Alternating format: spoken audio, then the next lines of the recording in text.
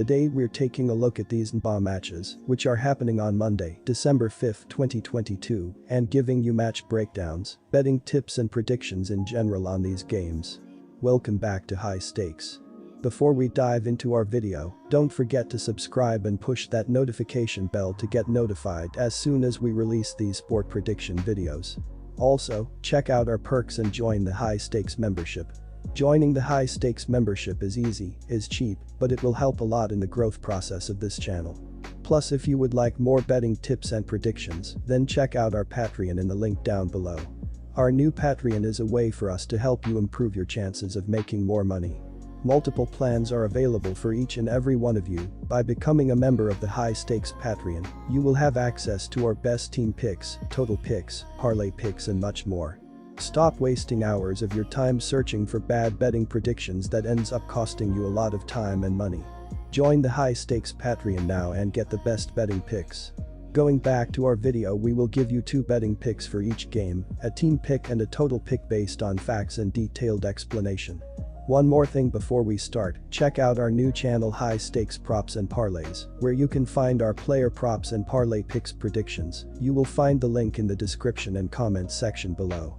And make sure to watch our videos till the end so you don't miss any of our picks. Orlando Magic vs Milwaukee Bucks. The Magic are probably going to take the court without 44% of their scoring options against Milwaukee, who may also be down a few players in Antetokounmpo, Middleton, and Holiday. Whether or not any of the Bucks stars suit up shouldn't make a difference though, as Milwaukee boasts a bevy of veterans who can carry the load, as they did against Charlotte. I expect that at least Middleton will play anyway. Milwaukee's defense is elite, with the league's lowest opponent effective field percentage. The Magic, meanwhile, have the 5th worst defensive rating in the NBA. The Bucks will coast a victory at Orlando, covering the 8-point spread with relative ease. Take Bucks minus 8 points. The Bucks will be able to shut down the Magic's offense and not allow them to score anywhere near their average of 108 points per game.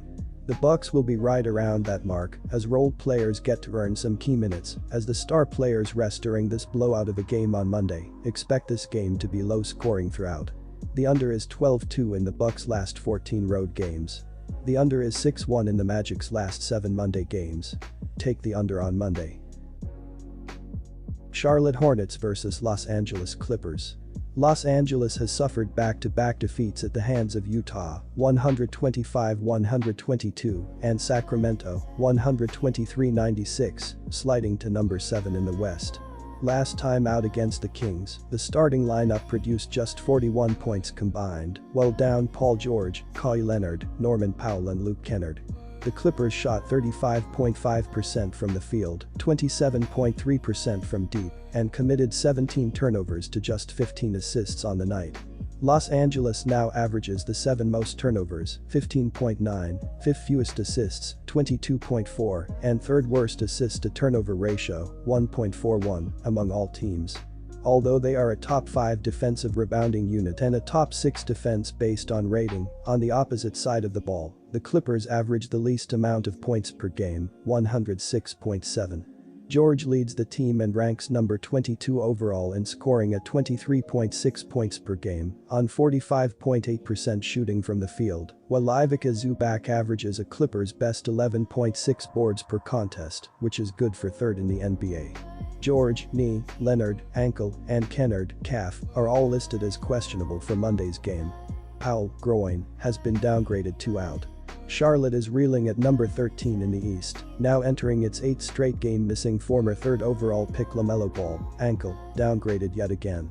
The Hornets undoubtedly need the guard back as soon as possible to help save a group with the worst defensive rating, 106, worst field goal percentage, 44.7, and 2nd worst 3-point percentage, 32, in the league.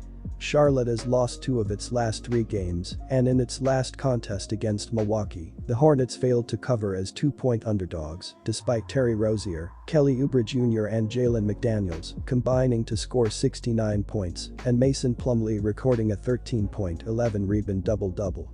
I'm taking the Clippers and giving the points in hopes that they get at least one of their stars back for this game. If they do, plus are able to control the glass and limit turnovers, I think the edge goes to them.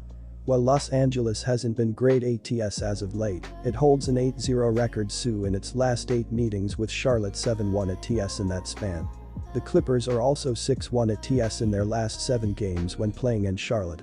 Take Clippers minus 1.5 points.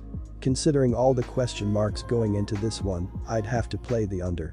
Both sides have gone under the total in 3 of their last 5 games, rank in the bottom 5 when it comes to points per game, 215.7 ppg combined, and are at or below the league average in terms of pace. Los Angeles is without its second leading scorer at least, and Charlotte is once again down its star point guard. The under is 13-6 in La's last 19 games and 4-1 in the Hornets' last 5 against the Western Conference. Take under 217 points. Atlanta Hawks vs Oklahoma City Thunder. Oklahoma City opened up a 5-game road trip as they faced off with Minnesota Saturday night, picking up a win to kick things off on a positive note. The Thunder entered Sunday in the basement of the Northwest Division, 4.5 games behind the Nuggets for the top spot in the division race after their second straight win. Against Minnesota, Oklahoma City led by 3 after the opening quarter, by as many as 11 in the second quarter, and by 6 at the half. The Thunder were outscored 44-34 in the third quarter to trail by 4 heading to the final stanza and were down 3 with 8:44 to play before reeling off a 12-0 run to take a 119-110 edge with 5:52 to go. Oklahoma City never saw their lead drop below 6 the rest of the way to earn the victory. The Thunder shot 51.6% from the field, including 11 of 26 from 3-point range, and forced 23 turnovers to offset allowing Minnesota to shoot 52.8% in the game. Shai Gilgeous-Alexander led Oklahoma City with 33 points and 6 assists in the win. Atlanta beat Denver outright as an underdog at home Friday night to earn a second straight win after a 3-game slide. The Hawks entered Sunday holding the top spot in the Southeast Division by 2 games over the Heat and Wizards.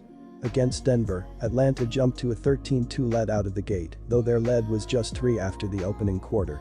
Leading by 2 midway through the second quarter, the Hawks outscored the Nuggets 18-6 to take a 60-46 lead at the half. Atlanta trailed by 1 with 2:37 to play in the third quarter before outscoring Denver 12-2 to go back up by 9. The Hawks didn't let the Nuggets closer than 3 the rest of the way to earn the victory. Atlanta shot 55.7% from the floor, including 10 of 28 from 3-point range, and won the rebounding battle 43-33 to shake off the fact that the Nuggets shot 52.9% in the contest. Dejounte Murray led the Hawks with 34 points and 8 assists in the victory. Atlanta has a couple days of rest to lead into this game, and they didn't have any travel involved, while Oklahoma City kicked off their 5-game road trip on Saturday night. There are question marks on both teams as far as star players taking the floor. With that said, the Thunder have gone just 3-8 on the road this season, which is going to be a test for them in this 5-game trip.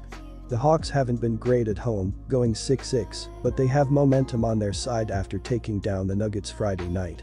Even with injury problems, Atlanta is the better team right now, and that helps carry them to a home victory as Murray leads the charge. Take Atlanta Hawks for the win. The Hawks and Thunder both ranked top 10 in pace entering this interconference clash Monday. Oklahoma City has put up a ton of points this season, ranking 6th with 116 points per game. But they have struggled with their percentages, ranking in the bottom third in field goal and 3-point field goal percentage. With Young back in the lineup and Shai Gilgeous-Alexander playing at an extraordinarily high level, this will be a back-and-forth game dominated by both teams' excellent guards. The total number has gone over in 10 of Oklahoma City's last 13 games overall. Take the over in this one with confidence.